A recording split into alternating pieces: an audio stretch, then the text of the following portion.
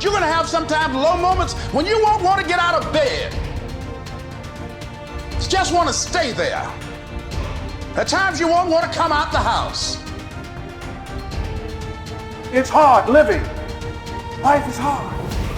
It's hard handling just the tragedies of life. It's hard.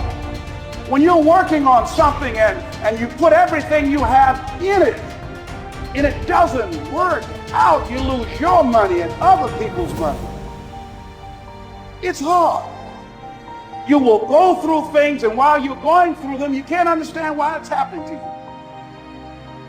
See, the point is, you don't know how much future you've got. What's gone is gone. There's absolutely nothing you can do about it. Some of you have had divorces.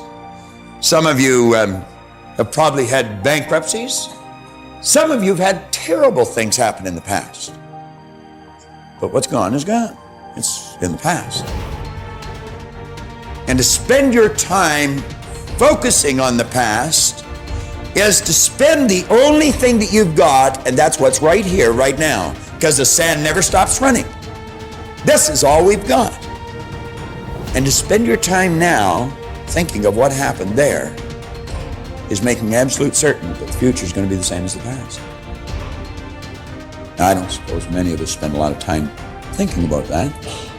A lot of us spend a lot of time making that error. Now, you can either accept that or you can get to work. That's all it is. You just begin. You do the math. You solve one problem, and you solve the next one. Whatever drama you may be dealing with, this is not the end of you. No matter what it is not the end. You can't quit now. And the only way out is through. All you do is you fall down, get back up again, fall down, get back up again, fall down, get back up again. That's how you win. You got to be bold in life, ladies and gentlemen. If you're not bold, if you're not standing up inside yourself, if you're not willing to call into being the highest and the strongest that's within you when you're facing life's challenges, life will trample you.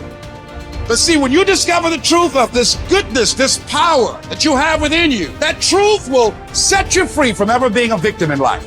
That truth will enable you to handle things with a level of equanimity that will surprise you. Getting unstuck means that you are going to start living life on your terms, rather than just gliding through every day on automatic. That you have a special power within, that you know that things are going to get better for you. You know that you can handle this. And because you want some different kind of results in your life, you've got to decide that I'm going to go all out. Now listen to me. I don't care what you're going through. If you're not dead, he ain't through with you yet. As long as you waking up, you still in the game. As long as you alive, you can still make it happen.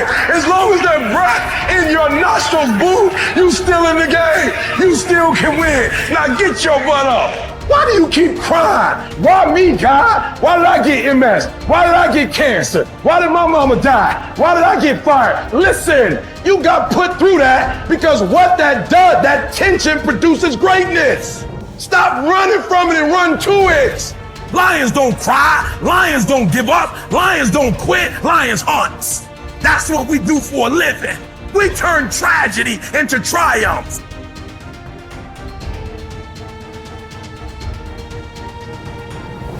You'll never obtain any substantial measure of material wealth if you insist upon living your life as if you are looking back through your rearview mirror on your automobile. Nevertheless, it seems to be a very common error which many people have turned into a habit. Let the dead bury the dead. Let it go. I don't care how bad it was, let it go. 5 years from now, 10 years from now, when you look back in retrospect at that terrible thing that's happened, you're going to find it was probably one of the best things that ever happened to you. Advancement of all kinds is preceded by a crisis. The greater the crisis, the greater the opportunity for advancement. Or you could put it another way. You could say, out of all confusion comes order, a higher degree of order than that which existed prior to the confusion. Because you see, the confusion was a learning state. Remember, I was pointing out that business is fun. It really is. I see business as a game. It's a game we're playing, and we play to win. And when we're winning, we're having fun. And when we're losing, we're learning. Let's treat both of the experiences exactly the same. They're learning experiences. Now we say, remember the old adage which says, let the dead bury the dead. Stop looking back on your life and worrying about the things which have already occurred and which you can no longer alter. That's like trying to change the time you got out of bed this morning. You're never going to be able to do it. That stands for eternity. You cannot go back and change it, since you cannot let it go. Pursuing that kind of mental activity will never lead to anything worthwhile, any worthwhile accomplishment in your life. You should understand, moreover, that all accomplishments in your life, you should understand, moreover, that all of the great achievers of the past have been visionary figures. They did with their life what, like Scott was saying, he does with his music. He heard it in here. They see their life in here. They're building visions of a great future. We've got a vision of a great company. We've already got a great company. We want a better one. We serve a lot of people. We want to serve more. And as we do, we receive greater rewards. Because we receive greater rewards, we become more comfortable, more creative, we can provide more service. It's a beautiful cycle that we're in. Looking into the past is a self-doom fulfilling cycle. You just keep getting it worse, worse, worse. We've all done it, so we know what it's like. These visionary figures were men and women who projected into the future, and they did not belabor over things which had already passed. They thought of what could be rather than what already was, and then they moved themselves into action to bring these things into fruition. If there were tips for success, everybody would have been successful. There are no tips for success. Only those who are not so successful, or those who are not successful, think somewhere if you read 10 points in a book, you're going to be successful. We need to understand this. If you want to be successful, don't seek success. What you seek is competence.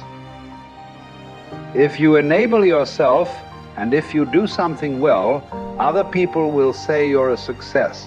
If you think, I'm a success, it's foolish, isn't it? You're doing something, and you're doing it well.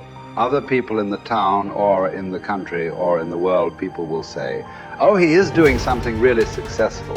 They're looking up to you. That's fine. You look up to yourself. That's madness, okay?